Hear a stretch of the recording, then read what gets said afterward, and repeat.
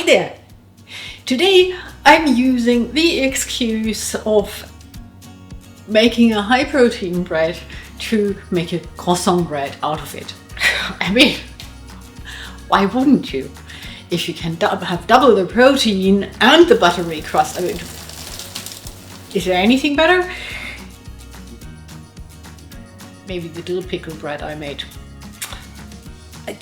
I'd have a hard time deciding between those two. Anyways, there is no lamination included. There's double the protein of your normal sourdough bread, and it takes just about 30 minutes hands-on time. There is no kneading, just a bit of gentle stretching and folding to get the butter in and the dough elastic and perfect. And that's it. Let's make this. With this dough, you want to start right after the stretch and folds, and you need cold grated butter. Stretch the dough out into a rectangle, scatter over half of the butter, and then using a dough scraper, because it will be sticky, fold over the top and bottom third towards the center. Scatter over another part of the butter, roughly half of what you have left, fold over another third, scatter over the rest of the butter, and then fold over the last third.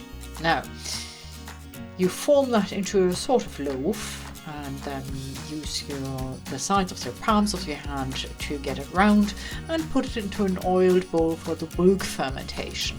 And I did the cold fermentation too, because you want the dough really cold. So this is the next morning.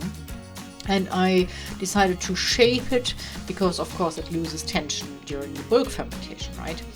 And so I did the third folding again, and then I rolled it up into a really neat and tight loaf. So the butter was really nicely dispersed through the dough at this point, and you then want to shape it into the loaf and put it into your banneton for the last rise. Now, don't let it get too warm. Don't speed the rise up for this one. I do it in a plastic bag so it doesn't dry out. For the 3 to 6 hours it needs for the last rise, until it's really nice, puffy and jiggly.